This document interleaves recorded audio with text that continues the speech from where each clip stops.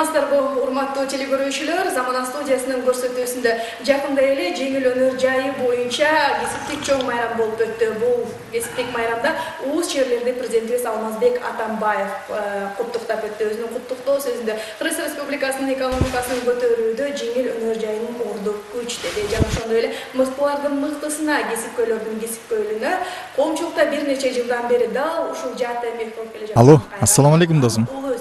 Кандайсың? Кутман таң менен. Досум, экөөбүз жолугушпайлыбы?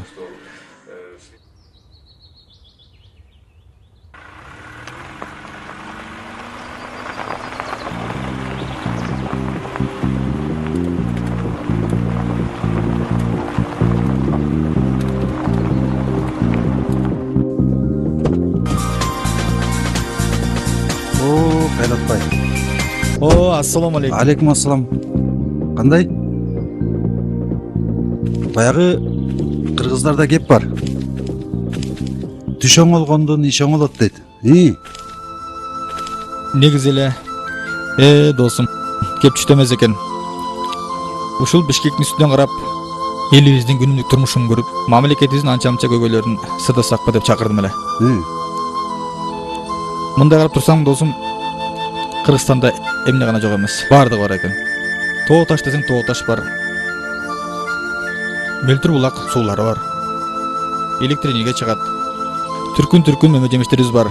Туура айтасың. Көмүр, алтын жана башка баардык байлыктарыбыз бар экен. Ошолордун баардыгын туура колдонуш үчүн элибиздин ынтымагына жетишпей жатат да, досум. Ошол элибиздин ынтымагын бекемдеп алсак, ушул ата баба сактап кеткен кыргыз жерибизди, мамлекеттүүлүгүбүздү сактап калабызбы деген үмүтүм менен жүрөм да, досум. Андан ушул жаңылыктардан көрүп калдым да дагы бир жеңил өнөр жай өнүгүп атат деп. Ошол жеңил өнөр жайда болуп жаткан социалдык дагы бир көйгөйлөр бар экен да. Ошол көйгөйлөрдү мамлекеттик деңгээлде бир карап чечип берсе абдан сонун болот эле да. Ошол көйгөйлөрдү чечип алып, мамлекетибизди ушунчалык бир элибиздин ынтымагын чыңдап алып, анан турмушту уласак бир жакшы жетишкендикке жетебиз го деген үмүтүм да. Досум, апамдын жармасын ала келдим эле, машинага салып берди эле, ошону ичпейлиби?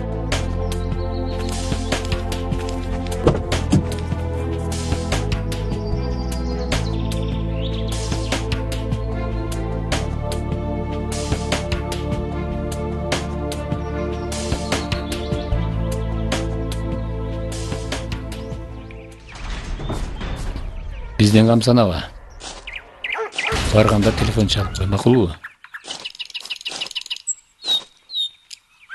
Тайкеңе телефон чалып койдум. Ал сени тосуп алат. Макулбу? Каатыр болбоңуз. Жүрө кой. Макулбу? Болуптур эми. Давай анда жакшы бар. Болуптур, жакшы болот. Мейлиңиз. Макул эми. Жакшы. Ой, болуптур эми, жак, улун жаксап жетишпей эми шаарга.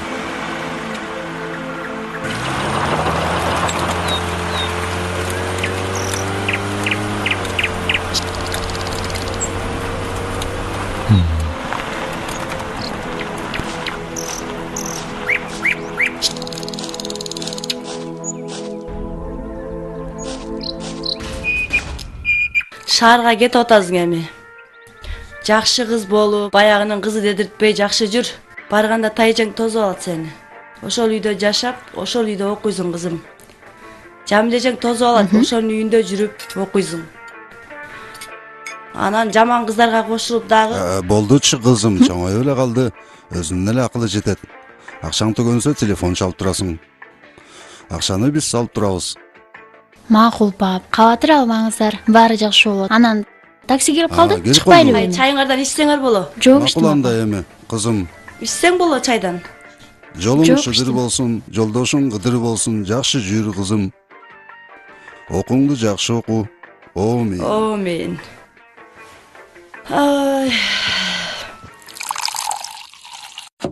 Ай, талант, мен тосуп албаймын. Өзү таап келсин үйдө. Айгүл, алган таап келет үйдө. Шаарга биринчи жолу келип атса. Өзүң эле келип тосуп алчы. Мен да жумуштарым көп, эртең бошобой калып атам. Мен ойноп отуруп турмунбу? Мен да үйдө жумуштарым толтура. Жаш бала эмес го? Өзү таап келсин.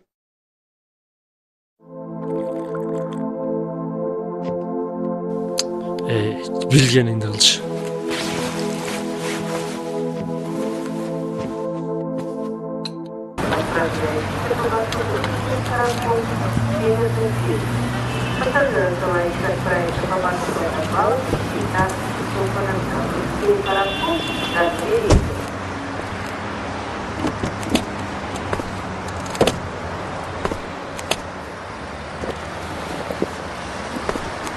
Белиз беке, чоң рахмат.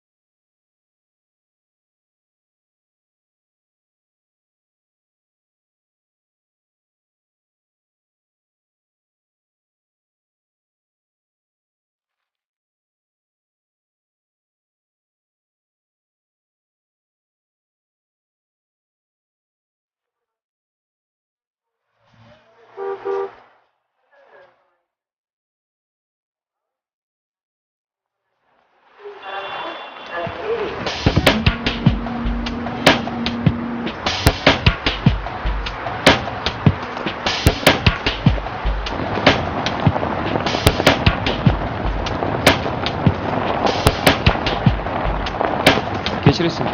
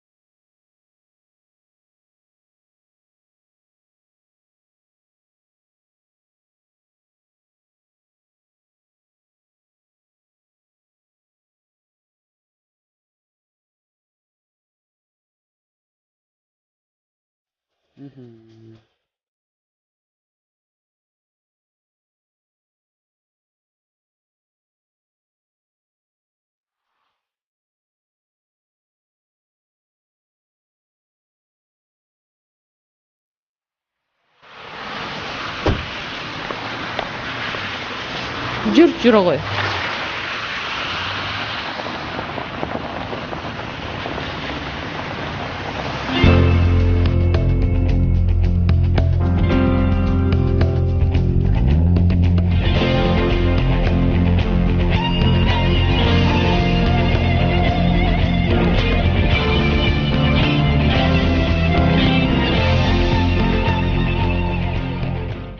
Мына кара чач биздин үй ушул.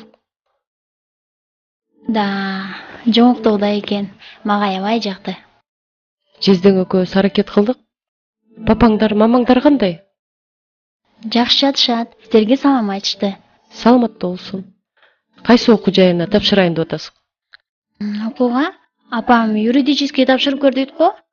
Анан окумага отушму силер жардам бересиздер дейт Жамиля эже. Макул, жардам берейин. Жизден келсин, жизден менен сүйлөшсөк каалаган окуу жайыңа тапшырып коет. Бирок анан мени уят кылбашың керек, жакшы окушуң керек. Анан шаарга чыгып качан кыдырып келебиз? Мен эмнени айтып жатам, сен эмнени ойлонуп жатасың? Бүгүн жолдон келдиң, эс ал. Жуунуп таранып, анан эртеңден шаарды кыдыртып келем өзүм. Жамиля эже, айылда биздин кошунабыз бар да. Анан ошонун кызы бар Асель деген. Ал шаарда турат. Анан ага чыгып жолугуп келсем болобу бүгүн? Бүгүн болбойт. Андан көрө азыр чай ичип, чогуу жизден келсе, жизден менен сүйлөшөлү. Бүгүнчө эс ал, эртең курдашка жолугу бересиң. Жүр андан көрө чай ичели чогуу.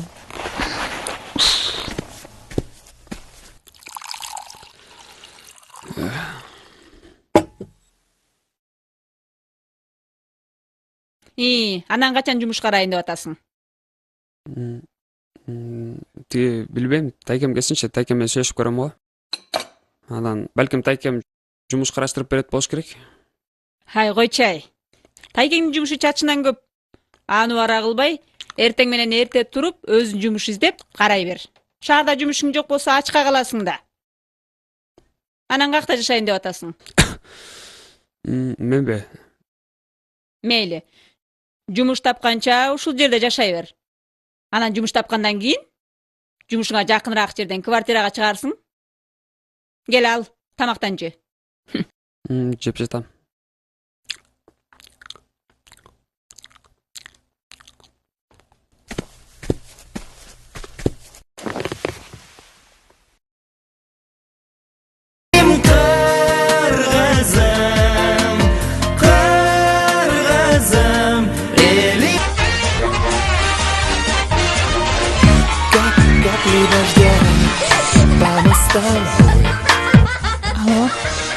Алло, кара чач кандайсың? Селка кандай, сенби? Кара чач эмне дагы туруп атасың? Жок, турдум. Турбайсың, эртерээк жолукпайлыбы? Макул. Кайрын жолугабыз? Жана Аламидин жакта Айгүл деген кафе бар, ошол жака келе аласың? Макул. Азыр барам. Болчу, батыраак. Есть.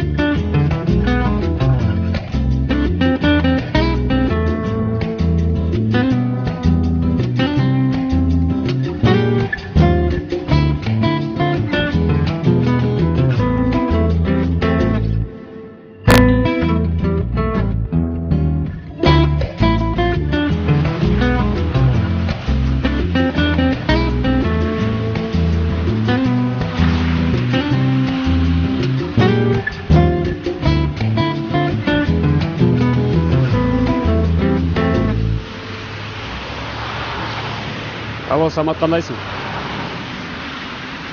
Мен Бекболот, айылдагы кошунам. Ооба, жакында эле келдим. Сен менен жолугуп сүйлөшөйүн дегем. Шым тигиштеп атам. А окуум эмне болду? Окуумду заочно кылып салгам. Үйдөгүлөр билбейт. Айтып салбанын? Жок, айтпайм. Акча барбы? Акча? Акча. Контрактке деп алып келген бир аз акчам бар. А эмне? Жүрбөйсүң аны кафеге расылап келебиз. Кафеге? Бирок менде деле акча бар болчу. Кече күнү айылга салып жибердим. Келатканымды айтканда мен үйгө катып коймокмун. Кеттикчи. Мейли. Кел болот.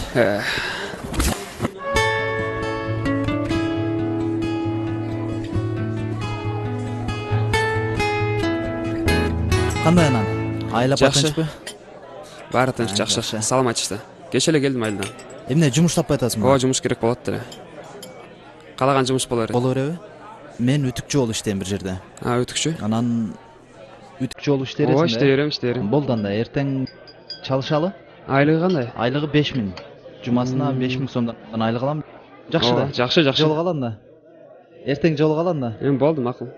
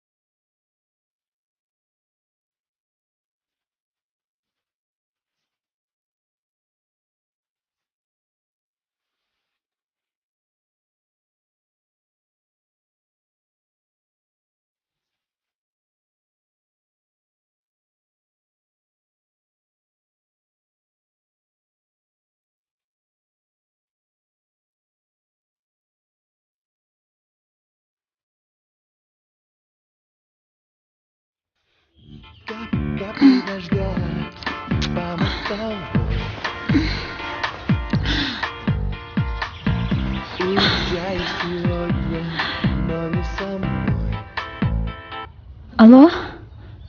Карачач, барсыңбы? Эмне телефонуң өчүк? Мен кече айтпадым эле, дос кызымды кынам деп. Телефон батарейкасы отуруп калды. Сени биз түнү менен издеп чыкпадыкпы? Дайныңды билгизип койбойсуңбу? Мен жакшы элем, жеке. Тез үйгө кел. Макул, азыр барам. Асел. Турчу, Асел. Тур, мен үйгө келдим. Тур эми. Наймаздырам. Кет турчу. Турам дедим ғой. Ай. Ах, башы.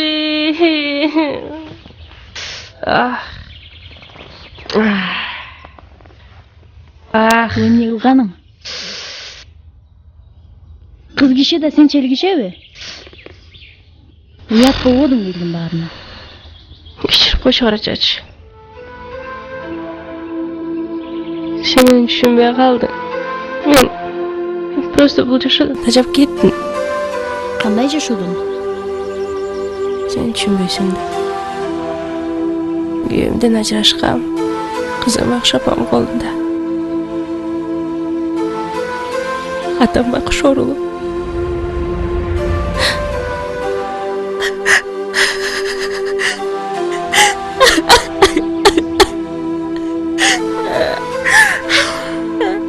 Эй, Асел.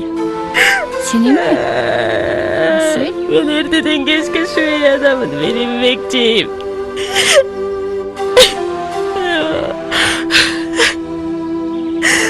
Асел ыйлабачы болду. Андан көрө менин проблемамды ойлосоң, Кандай проблема? контракка деп берген акчанын баарын жок кылбадыкпы? Чездем го, окууга өткөрөт. А бирок контрагымды төлөбөйт. Апам менен тайжем билсе, билбейм мага эмне болот. Так, сен дагылчы. Сен ойлонуп сүрүп атасың? Эл укса эмне дейт? Шаарда эжекеси турса, жатакада чыгып жашайм деп. Апаң эле жеткирип барат эртең эле. Жок, Жамилже, сиз түшүнсөңүз, мен жашаган жерим окума жакын болуп атпайбы? Анан барып келип да кыйналбайт элем дегеним. Болуп тур. Бирок апаңа өзүң чалып түшүндүрүп айтасың. Уктуңбу? Айтам апама. Контрактка акча бердим деп айтты эле го. Ооба. Барбы акчаң? Бар акчам. Акчам бар. Анан апама айтпай эле коюңуз бул жөнүндө. Ну смотри, кел тамакка кара.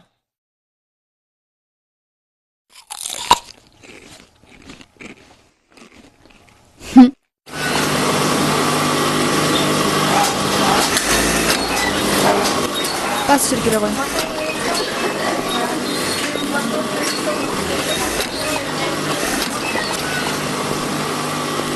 Кыздар кичине көңүл буруп койгула. Бизге жаңы үтүкчү бала келди. Өзүңөр көрүп тургандай жакшынакай бала экен. Аты Болот. Бүгүнөн баштап бизде иштейт.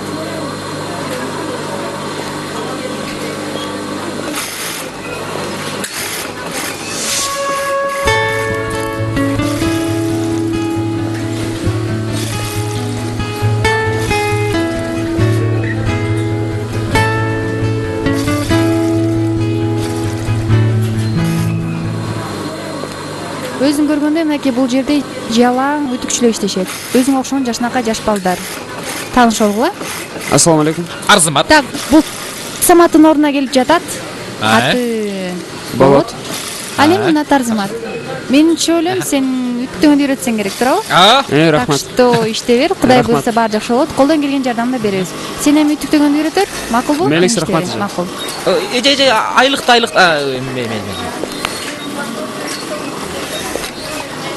Так, оке. Мына момун түспөйсүң, мынакей. Буруш калып жүрбөйсүң, мына. Эч коркпойсуң, мына. Өзүң бош кой, мынакей. Мына көрдүңбү, оңойло, мына. Жакасы буруш калып жүрбөйсүң. Буруштурбай нормально түспөйсүң да. Мынакей.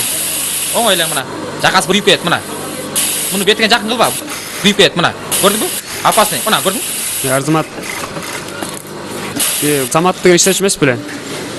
Ошол эмнеге кетти? Билбейм, акчасына чыдабай кетип калды окшойт. Канча айлык алчу эле? Жумасына где-то 1000-2000 сом алчы. Ал деген мага жумасына 5000 сом алам дебеди беле? Это. Жумасына эч ким алчу эмес ал. Кандай ал менден кийин келип эле 5000 сом алды. Андан мурун мен келгем эчтеке алып элек, мына жүрөм мен. Эмнеге? Билбейм. Шымды бырак кыласың дей, не, бирдеке дей эле ушинтип атышат. Мен вообще бырак кылбайм мен. Мына. Мен жөн эле как пацан катар сезип атышат менчи ушул жерде. Эй. Ай! Эле бачан. Силип атты белем. Жоп. Азыр. Абы экити коеюн эми. Ай, айтпа. Ай. Арзымат. Киргендечи 73-чү машинкада бир кыз отурат го. Машинкада ошол качан келди эле? Карап келейинби? Сен биякта карап тур, шеф келип калбасын, а? Азыр.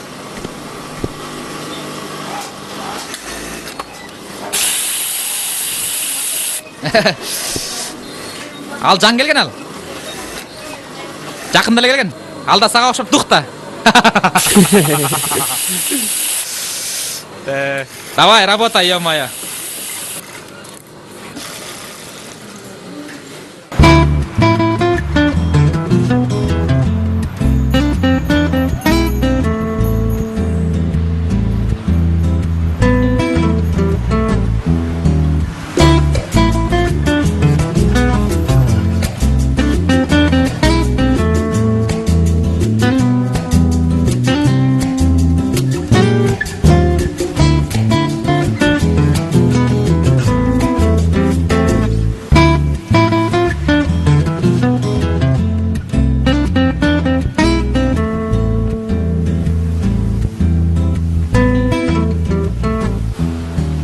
Алло.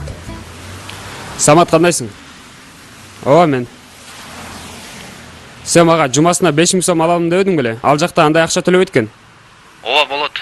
Бирок эч жака кетпей, ошол жерде көпкө иштесең, жумасына 5000 сом акча берет. Бирок мен чыдаган жокмун. Ал жерде акырындык менен көтөрөт экен айлыкты.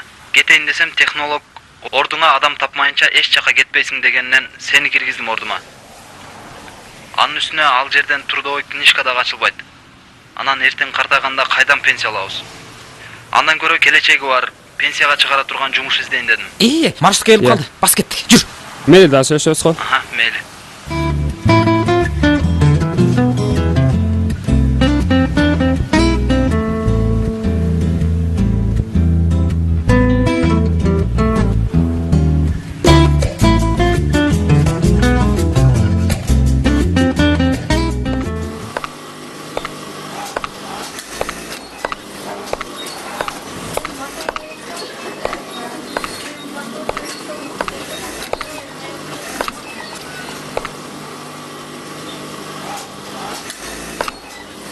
Жаркынай, сен ушунун менен канчанчы юбканы брак кылып атасың, я?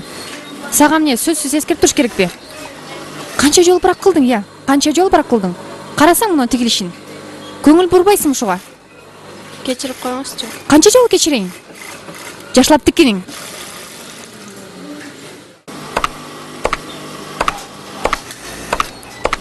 Анан Боке. Эмне болду да?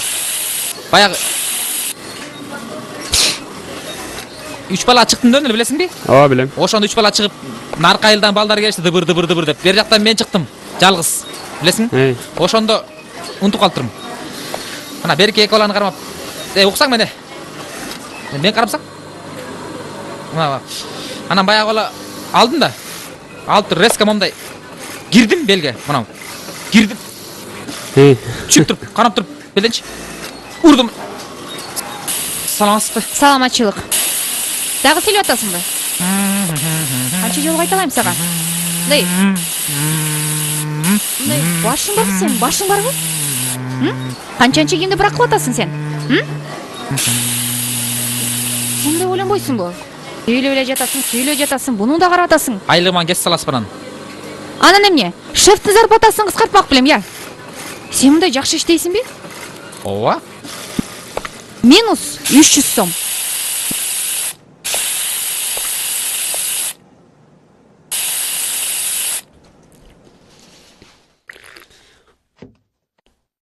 Боке. Айылда жүргөндө жыргал болчу. Наркы көчөнүн балдары топурап бери көздөй түшүп келет ат менен. Бер көчөдөн мен жалгыз. Бүт балдарды аркага алып туруп өзүм чыгам, жалгыз чыгам. Ошол жерден 3 бала менен мушташам. Ярзымат. Котсаң айтып бүтөйүн. 3 бала менен мушташам. Көтөрүп туруп бирөөсүн чагам. Ярзымат. Эмне эле кийимдерди кийгизе бересиң? Кичине көңүл коюп иштесең боло. Унутуп калып атам. Бул жерде иштегениңе канча жыл болду? Так, иштегениме 7 ай болуп калды го. Карач. Иштегениңе 1 жылга жакындап калыптыр. Болду эми күйгүзө бербе. Өзүң эле жаман. Айлыгыңдан кесип алып, кыйратканда эле акча албайт экенсиң. Бул ашканага канча төлөйсүң? Жей берем, айына 3 сом берип коем. Тек квартплаткач. Ошондо 6000 күйгүзгө шымдарыңа кетсе. Ошондо канча калат? Где-то жуманын аягында 2000 сом алам. Болду. Бүгүндөн баштап тамакты үйдөн жасайбыз. Сен кийимдерди кийгизбейсиң. Акча чогултабыз.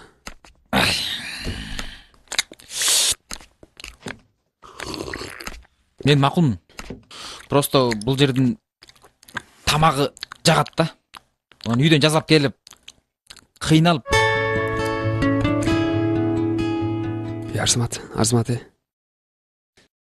Бересиң. Тиги кыздар менен таанышпайлы.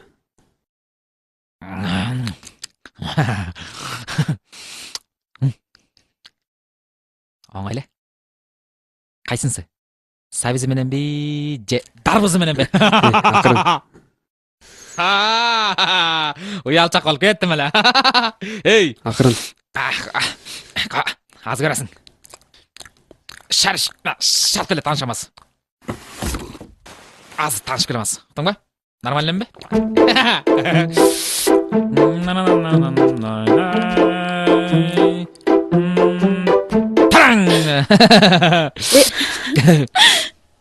Жантурчу. Так, мен атым Арзымат. А сиздикичи? Атым Карачач. А тетиги жигиттин аты Болот. Может, таанышып коет турсуз барып? Таанышпадыкпы? Меники Карачач, аныкы Болот экен. Дагы эмне керек? Жүрбөй жебейсиңби?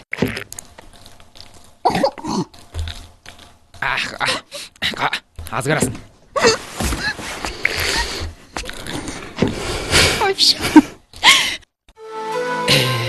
Ошол мындай. Мен атам төрөлегимде эле кайтыш болуп кетишкен. Апам мен төрөндеп төрөттөн каза болот. Чоң атамдар, чоң апамдар 3 айга чейин багышып, кыйналып бага албай балдар үйүнө берип салышат. Мен алардын эч кимисин тааныбайм. Бирок мунун баары мага бала бакчадагы эже айтып берген. Алар апамды тааныса керек. Апаңдар таанса, чоң ата, чоң апаңдарды издеген жоксуңбу? Жок. Алардын баары кайтыш болушкан. Андан көрөп өз жанымда өзүм багайын деп чечтим. Туура. Арзымат, эч ойлонбо. Али биз жашпыз. Келечек алдыда. Кудай буйруса экөөбүз баарына жетишебиз. Биттичи. Андан көрөк тамак сайын эртеңки. Жакшы болот. Давай анда. Мындай кылабыз. Бир күн мен, бир күн сен жасайсың. Жакшы. Сүйлөштүкпү? Нормально. Кеттик жире.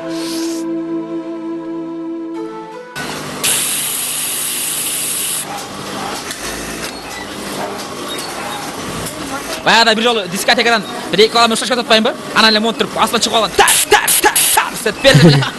Мот кылчып калатпай. Анан бирок мен Күйүп кетти, карачы. Сен десе. Карачы мынандагы эмне? Башында эле айтпадым беле сага. Брак кылгандык үчүн 300 сом, брак кылгандык үчүн, көп сүйлөгөн үчүн 200 сом. Ты меня понял? Түшүнгөн жокмун Айгүл эже. Кайсыл уставта көп сүйлөгөн үчүн 200 сом деп жазылып турат. Так, не деген турасың? Кайша айткандыгың үчүн 200 сом штраф сенен дагы. А технологко кайша сүйлөгөн үчүн 200 сом деп кайсыл жерде жазылып турат? Сен мага кайша айткандыгың үчүн 200 сом штраф сенен дагы. Так. Экөөңөрдү тең шефке киргизем, уктуңарбы?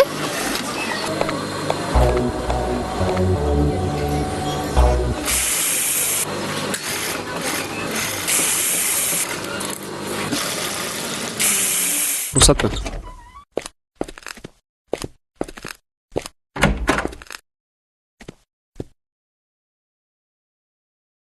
Султан байке. Бул жигит кече эле күнү келип алып, 10 жылдан бери иштеген мага акыл үйрөткүсү бар. Кандай жазылыптыр, эмне жазылыптыр, берки Көкме Арзымат экөө биригишип алып күнүнө 3-4 шым күйгүзүшөт. Үн чыкпай койсо башка чыгып баратат. Султан байке, мен деген тартип менен иштегим келет. Бул жерде эч кандай тартип жок болуп атат. Тартип болбосо бул жерде өнүгүү дагы болбойт. Анын үстүнө бул жакта иштегендердин дагы айлык маянасы эч качан көтөрүлбөйт. Жакшынакай эле тартип бар. Өздөрү эле иштей албай атат булар. Тартип бар болсо, сиз жумушка саат канчада келесиз? 8-де. А саат канчада кетесиз? Эл катары 8-де. Тартип болсо айтыңызчы, сиз 3 күндөн бери саат 8-де эмес 8:30да келип жатасыз. 6-да кетип жатасыз, 8-де эмес. Ушул тартиппи? Эч кандай тартип сакталбай жатат. Кудай сакта. Сен эмне, шефке жаман көргөзүң келип атабы, а? Мен ушул жерге 8-де келип 9-да кетемин. Жада калса калып калган күндөрүм дагы болот. Не деген турасың? Анын үстүнө кол алдыңызда иштегендерди өзүңүздүн колуңуздай кылып жумшап жатасыз.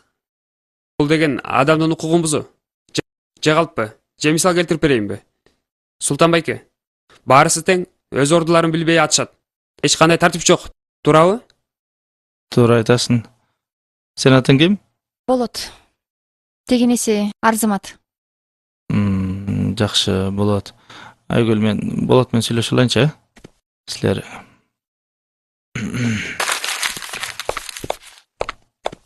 Бас.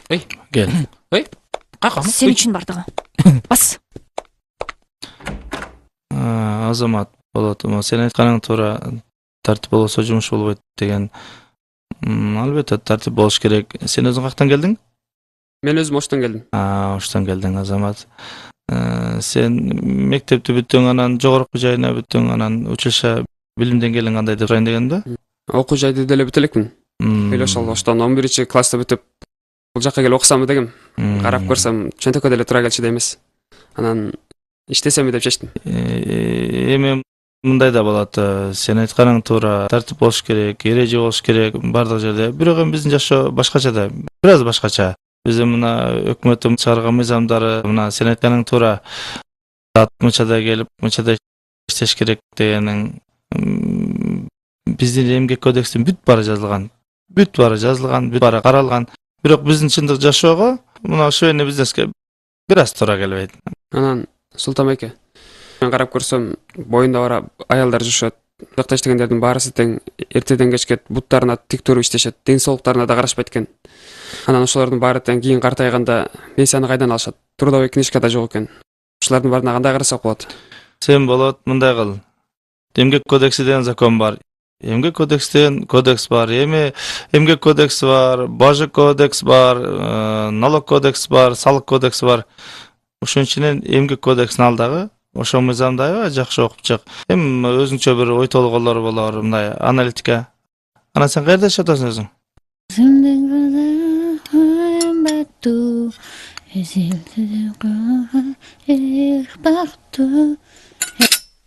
Жаку.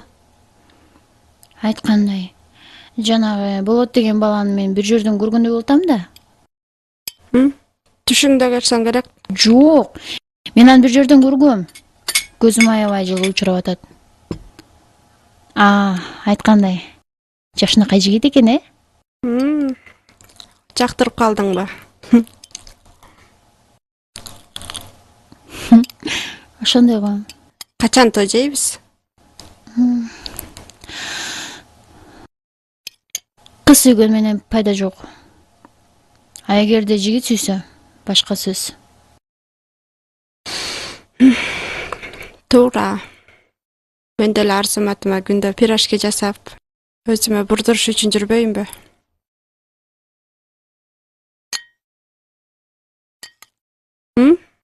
Баса.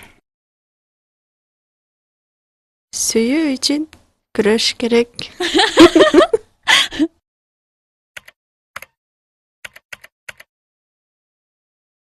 Наннананнанай, оймо сүрөттөй. Наннана. Ие, Болот. Эстегенде. Кече Айгүлдү. Я, Болот. Айгүлдү жаман өчүрдүң да. Сүйлө деле наместо коюп койдуң го. сен мынчалык сүйлөйт деп вообще ойлогон эмесмин. Айгүлгө чала. Шефтин алдында такыр сүйлөй албай дудук болуп калды го, дудук. Арзымат, тиги сен жумушка киргенде трудовой книжка ачканбы? Книжка? Книжка жок эле үтүктөгөндү өзүм эле үйрөнүп алгам. Сага мына книжка өртөлө. Жок, трудовой книжка деген ар бир ишканага киргенде берилиш керек. Ага биздин канча жылдан бери иштеген эмгек стажыбыз жазылат. Анан бизге картайганда ошого карап пенсия берет. Түшүндүңбү? Жок. Бизге андай книжка деп вообще айткан эмес. Книжка жөнүндө понятие жок менде. Кептин баары ошондо болуп жатпайбы? Мунун баарын жеңил өнөр жай деп коет. Канчалаган адамдар ушул жеңил өнөр жайда иштешет, Кыргызстандачы. Ал жерлерде мисалы үчүн кийимдерди тигишет, шымдарды тигишет экен. Анан эртеден кечке иштешет байкуштар. Ден соолуктарына да кам көрүшпөйт экен. Ал жерде биз иштеген мекемелерде мамлекет акча түшөт да. А эмне себептен бизге пенсия берилбейт? Акчалардын баары кайда кетип атат? Болот. Сен ушул депутат же министрлер боло албайсың. Арзымат, тамагыңа эмне болду? Энең дырайын. Эмне эле уйкум жыттанат да го менин. Ири азыр. Так. Айгүл, мен бул жигиттин жазгандарын окуп чыктым. Сүйлөшпөдүкпү? Мунун тартиби жакшы экен. Жазгандарыма. Андан кийин ушул жигиттин тартиби боюнча иштейли? Ошол. Анан кийин мен бул жигит менен болот, мен бир аз сөзүм бар эле.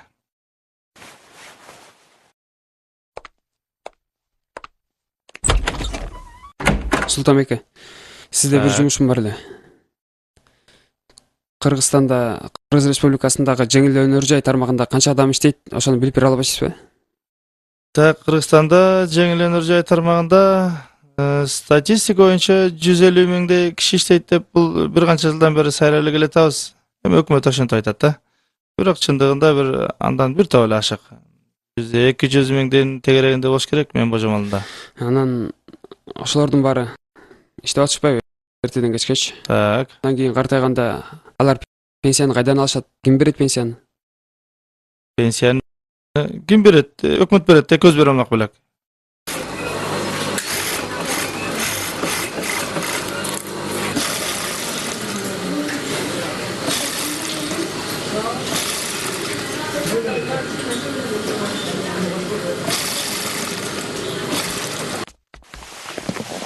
Алло, Жамилежи, кандайсыз? Кандайсың, красавица? Жатаканан кайтып келди? Эмнеге? Апаң айтты барып койчу деп. Азыр барам. Жок, Жамилежи. Эмне жок? Мен сабактамын да. Анда сабагыңа барып коеюн. Улуттук университетте окуйсуң да, туурабы? Ооба, туура. Бирок мен чыга албайм да. Сабактан бошобой калам го. Качан чыгасың? Кечинде саат 8-дерде. 8-дерде мен башка жака дагы барышым керек. Бошобой калат экенмин. Кой, азыр 15 минутта барып калам. Суранып чыгып тур 10 минутта кале. Жамилежи. Жамилежи. Папа. Жаку, улуттук университетке кайсы маршрутка барат? Билбейсиңби?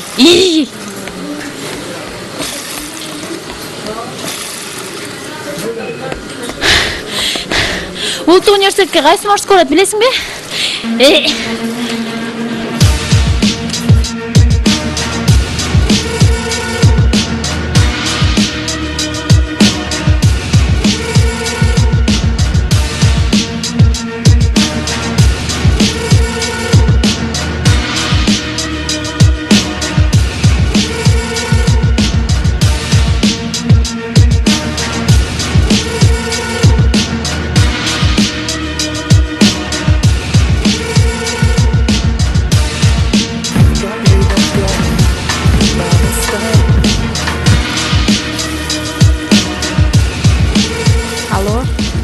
Улуттук университетке кеткен ал.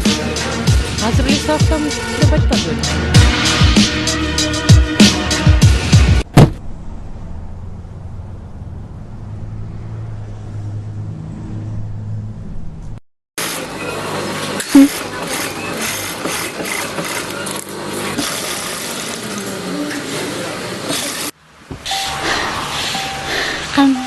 кандайсың эле же?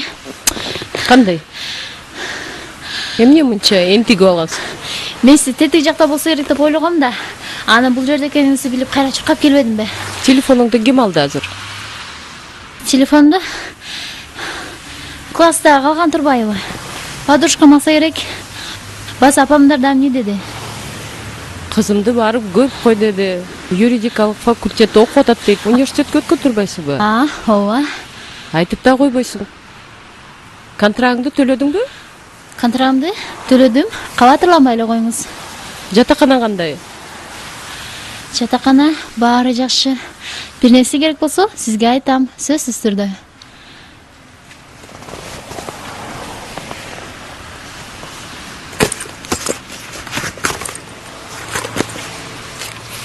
Мен могу акчага кем карчың болсо алып ал.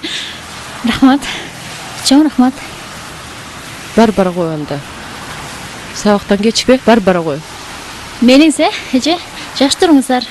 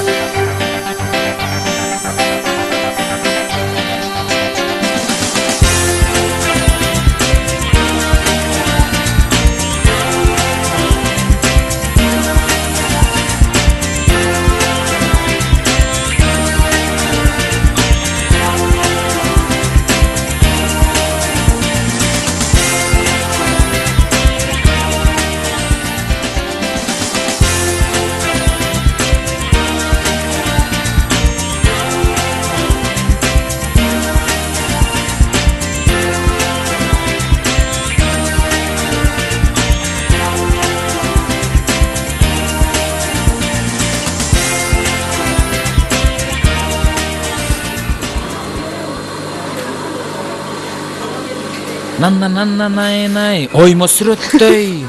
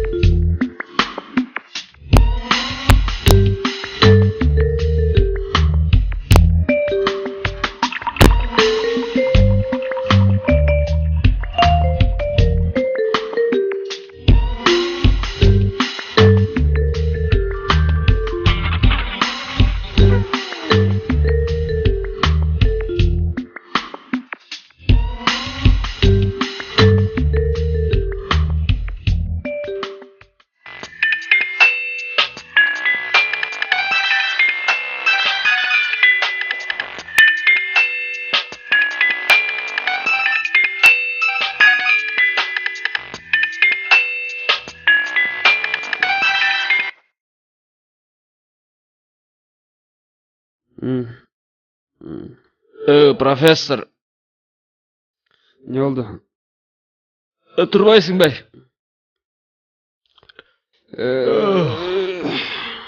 Saat kaç oldu?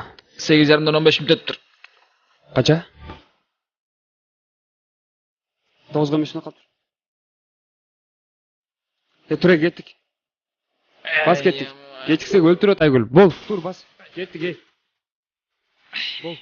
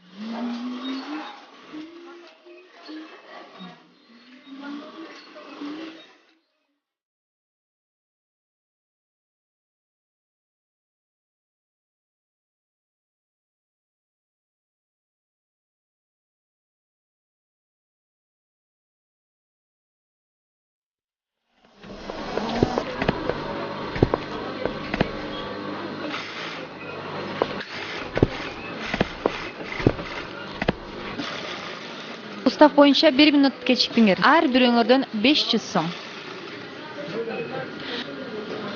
Эсептесем, ошондо 1000 сом болот экен. Айгүл эже, болгону 5 минут кечиктирибиз го. Эмне эле болуп атасыз? Койчу. 1 минут болсо дагы экөөңөр кечиктиңер. Ал уставты мен эмес. Ал уставты сен досуң жазган. Бар иштегиле. Барга деп атам. Айгүл эже. Бар иштегиле деп атам. Мен эмне деп атам? Арзымат.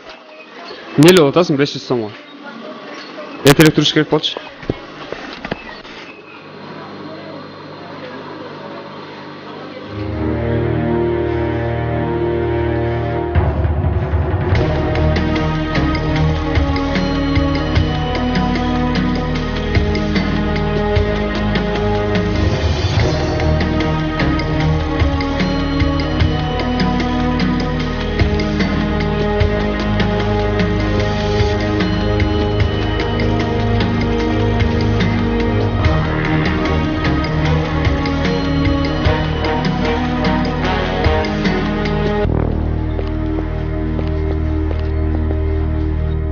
Жир моротит. Давай руку сначала проверим давление, а потом посмотрим. Голова не кружится? Башымдагы. Это может быть из-за того, что она постоянно сидячая работа, и нет отдыха, перерывов, и устает сильно, поэтому упала. Сейчас она жалуется, у нее болит в области почек. Ее нужно сейчас окутать и сделать побольше отдыха.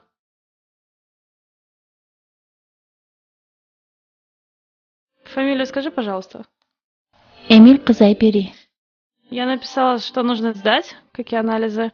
Это сделайте. А сейчас сперва дашь ей обезболивающее. В аптеке спустишься, сдашь ей обезболивающее. Ей нужно побольше во время работы делать перерывов. Ходить, чтобы на одном месте она не сидела. Анан бул тигече староска скидка болобу? Скидок для швей нету, потому что это решается выше, в Министерстве здравоохранения. Скидки идут только участникам Великой Отечественной войны и инвалидам. И все. Рахмат. Түшүнүктүү. Эс рахмат, саламатта калыңыз. Саламатта туруңуз.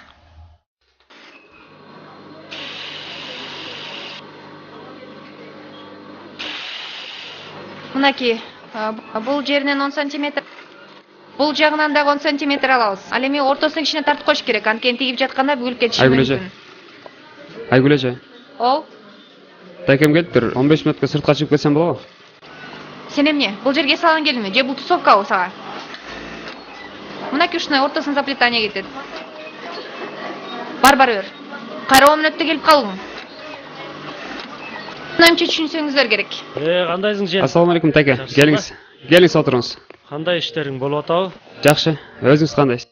Кыйналган Жеңдер кандай? Кыйналбай эле жүрөсүңбү, жакшысыңбы? Ооба жакшы. Жеңимдер жакшы. Балдарыңыз жүрүшөбү? Сен мага капа болгон жоксуң болот. Жеңеңди болсо билесиң да. Ал көп адамды жактыра бербейт эмеспи. Мындай маңдайым ушкун аял жазып коюптур, эмне кыл дейсиң? Жок таке. Эмнесин айтып элесиз? Сиздерге эч качан капа болбойм. Жөн эле бул жумушума жакыныраак болсун деп бул жака көчүп келдим. Анан бүгүн айлык алдым эле. Ошону келип сага 1000 сом таштай кетейин деп. Жөн эле коюңуз. Жок, мага керек эмес. Жок албайм. Жок, деме эле коюңуз. Сен албасаң тарынам. Кой, мен да жумуштарым бар эле. Жумуштан келаттым эле. Сен да кир иште. Мейли. Мейли анда. Жакшы барыңыз, келип туруңуз. Эмне болуп атат эже? Тырышып эле. Эчтеке алган жокмун. Ким тырышып атат? Мен сага бербейм дедим, бербейм. Күндө алып келип ишчелең го. Жок эже. Сиздин тамагыңыз жагат мага. Просто кечинде уктап калыптырбыз. Эртең менен шашылып бир бутубузду кие албай бир бутубузду деп шашылып чыгып келдик эже. Койчу, башымды оорутпа. Бербейм дедим, бербейм. Жебесең жебей эле кой, мен сага бербейм дедим, бербейм. Карыз көрүп туруңузчу эже. Үйүңөн жасап жейин. Бир порция тамак берип туруңузчу эже. Жебесең жебей эле кой, мен сага бербейм дедим, бербейм. Бир порция тамак атам эже. Эмне ораңдойсуң? Просто биз эже акчага экономить этип атабыз. Ораңдоо мага. Мен кечинде жасаган тамагымды Сен унутуп калыптырбыз. экономить эткенге акчаң мага эмне кереги бар? Арзымат. Акча кайда ала берчи? Менде акча бар. Дедейт тиги. Айтып кой дагы. Акча кайда ала берчи? Быстро. 2 порция лагман. Просто жөн эле эмне кылар экен деп койсо.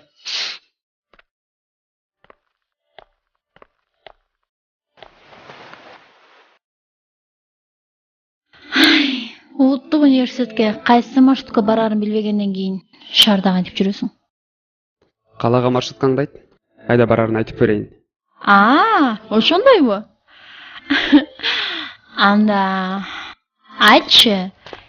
218 маршрутка кайда барат? Рахмат. 218 маршрутка? 218 маршрутканын бир жак конечный болуп Дордой мотор саналат. Ал эми экинчи жак конечный Дордой. Дордой моторстон түп-түз Чүй проспекти менен келип, Жаш гвардия бульварынан солго бурулат. Жаш гвардия бульвары менен Жибек жолуна чейин келет. Жибек жолунан ары Махатма Ганди көчөсү болот. Махатма Ганди көчөсү менен Абизной көчөсүнө чейин келет. Абизной көчөсүнөн оңго бурулат. Анан Абизной көчөсү менен түп-түз Дордойго чейин эч жака бурулбай келет.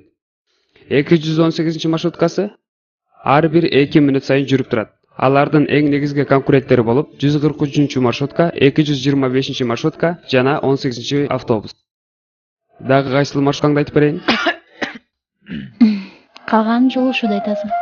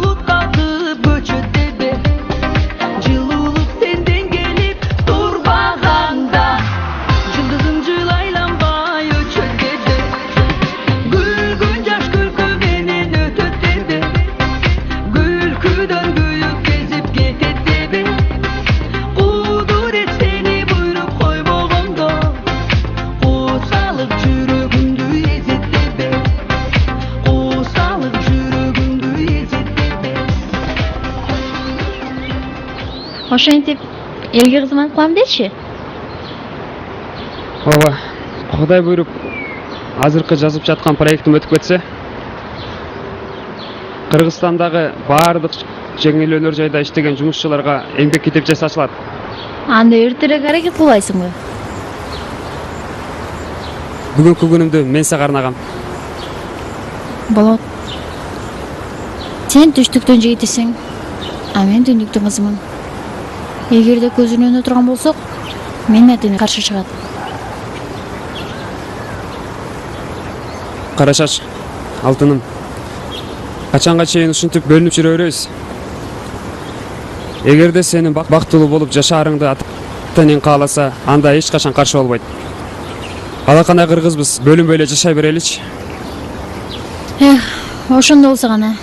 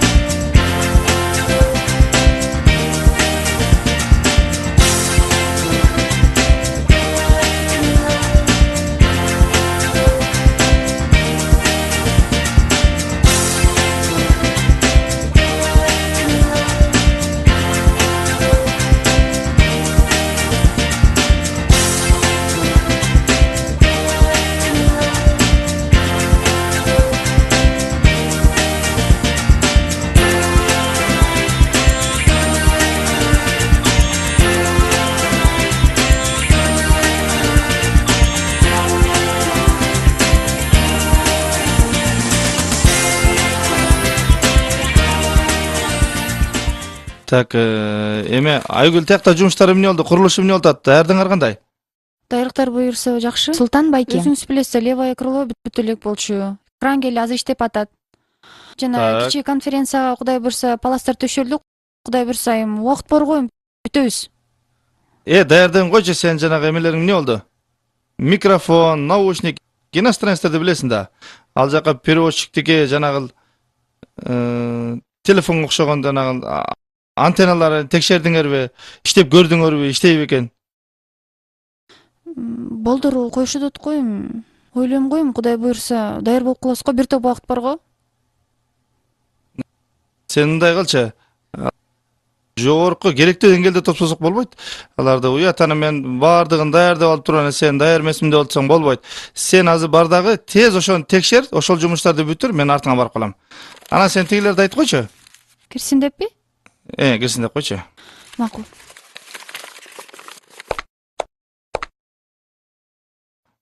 Кандайсыз? Так, болот. Сен мен иштерим аябай көп болуп атат. Сен өзү азамат жигит экенсиң. Көздөгөн оюңа жеткен, көздөгөн максатыңды ушу ишке ашырбай койбогон. Анан кийин мен сага бир айтайын деген эки жаңылыгым бар эле. Бири жакшы жаңылык, бири жаман жаңылык. Жакшысын айтайынбы же жаманын айтайынбы? Жаманынан. Жамандан баштай бериңиз. Жакшысынан. Жамандан баштай бериңиз. Жаманынан баштаңыз. Жамандан баштай берсем, анда сен бүгүнөн баштап жумуштан кеттиң. Кеттиң, бул жаман жаңылык. Эми жакшы жаңылык, сен менин ордума ушул жерде көзөмөлдөйсүн, ушул жерде башкарасың. Мына мен билесиң да, сенден башка ишенгеним жок. Экөөбүз сүйлөштүк. Мына кече мурда күндөн бери канча нерсени документтерди карадык. Сен документтерди билесиң, бүт баарын билесиң. Анан кийин уже даярсың. Анан кийин мен сага тапшырмасам, мен башка аргам жок.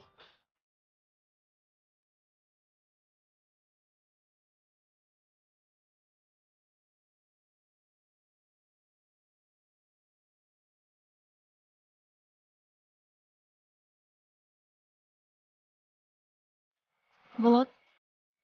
Мен апам менен атамды эртеңкиге кышке кечкөлдөн чакырып койдум. Неге дебейсиңби? Мен менен тааныштырганга али эрте эмеспи? Жок, эрте эмес. Эгерде көз эртерээк баш кошо албасак, сени менден башкалар тартып алышы мүмкүн. Сенден мени ким тартып алмак эле? Эми жаркына кошон кыздар толтурада. Күндүгө пирожки бышырып келип бер дегендей. Балким.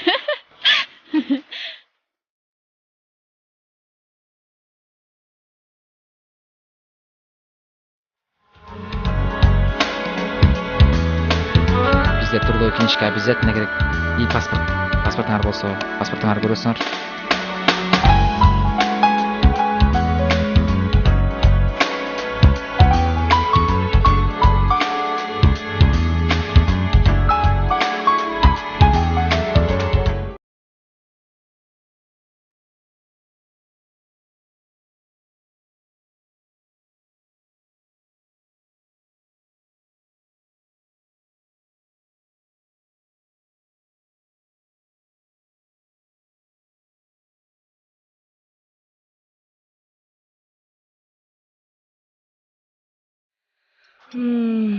Ошентип швейн цехтин чоңундачы? Ооба, бул ишти жакында эле баштадым. Кудай буйруса, жаңы бизнес баштасамбы деген ойлорум да бар. Болот балам, аныңго жакшы экен. Бирок биз Кыргызстандын берки бурчунан, а сен аркы бурчунан экенсиң. Салт санабыз башка дегендей балам. Сөздүн кыскасы, биз кара чачсага бере албайбыз. Эл эмне дейт? Кечирип коюңуздар азыр. Алло. Алло, Болот кандайсың? Жакшы, Кайрат беке, кандайсыз? Экөөбүз жолугушпайлыбы? Макул, мен азыр барып калам.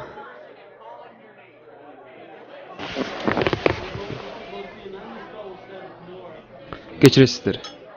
Биз качанга чейин ушинтип бөлүнүп жүрө беребиз? Биз жаштар түндүктүктөр, түштүктүктөргө үйлөнүп, түштүктүктөр, түндүктүктөргө үйлөнүп, Кыргызстандын трайбализм деген проблемасын чечпесек, түндүк менен түштүктү бириктирип турган унаа жолу дагы, темир жолубуз дагы бириктирип бере алчу эмес. Катуу айтсам, кечирип коюңуздар. Бирок кызыңыздарды баары бир мен алам.